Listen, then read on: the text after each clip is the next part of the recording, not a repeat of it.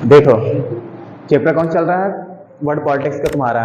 India बायोपोलैरिटी किसकी बात करेंगे? इंडिया बायोपोलैरिटी। बायोपोलैरिटी मीन्स क्या था? दो ग्रुप रहे होंगे। बायो मीन्स क्या होता है? दो। और पोलैरिटी मीन्स क्या था? दो ध्रुव रहे होंगे। पोलर की बात करता है, नॉर्थ पोल साउथ पोल ऐसे होते हैं ना, दो पोल होते हैं।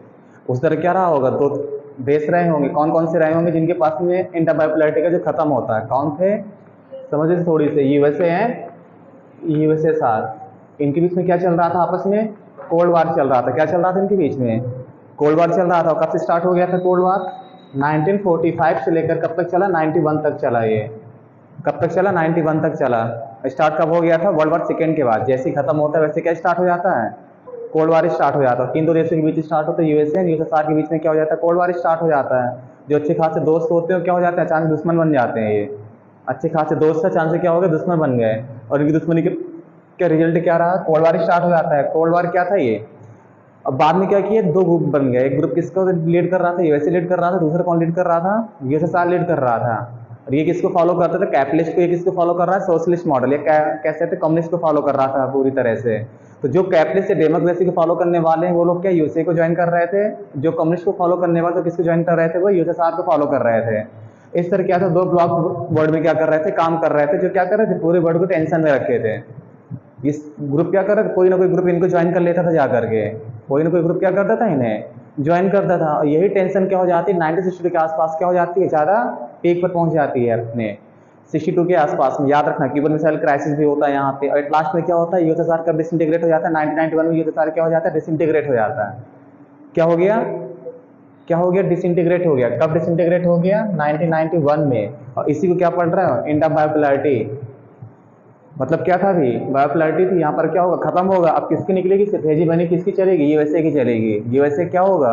लीड करेगा पूरे वर्ल्ड को। किसकी चलेगी यहाँ पे? यूएसए की चलेगी। तो इस चैप्टर में क्या है? इंडिया बायोपोलैरिटी मतलब रसिया के एंड कैसे हो गया होगा, ये सब क्या पढ़ना है? इस चैप्टर में पढ़ना है। पहला चैप्टर क्या? डिलीटेड कोल्ड वार जो था, लेकिन उसको हम बता दिया क्या क्या मेन है उसमें। तो इसकी वजह से क्या हो जा रहा? कौन चैप्टर बना होगा? इंडिया बायोपोलैरिटी। खत्म कैसे हुआ? क्या क्या प्रॉब्लम्स रही होंगी यहाँ पे?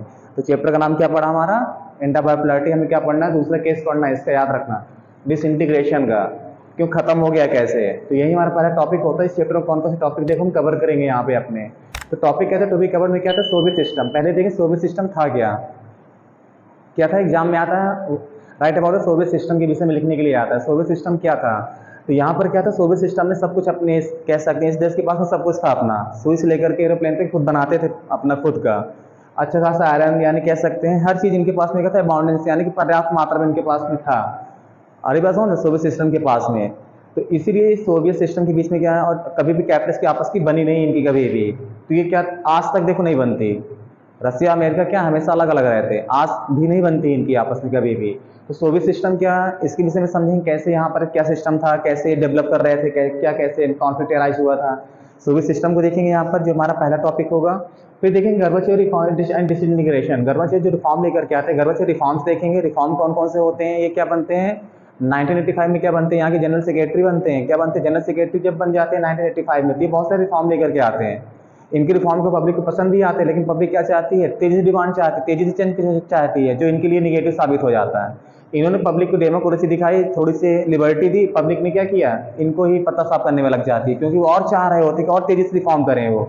एंड कहते हैं डिसइंटीग्रेशन। अब बाद में क्या होगा? डिसइंटीग्रेशन में रोल कैसे प्ले किए देखेंगे यहाँ पे।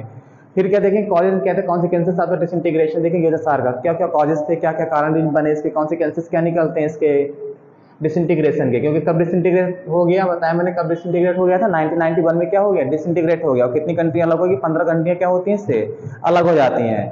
कितनी कंट्रियां अलग हो जाती हैं? 15 कंट्रियां क्या करती हैं? इससे अलग हो जाती हैं। इसी को डिसइंटीग्रेशन होता है। यहाँ पे देखेंगे क्या क्या कारण थे इसके। फिर देखेंगे शॉक थेरेपी देखेंगे, कहते हैं कॉन्सिक्वेंसेस देखेंगे। शॉक थेरेपी देखेंगे, लास्ट में क्या डिसाइड करता है?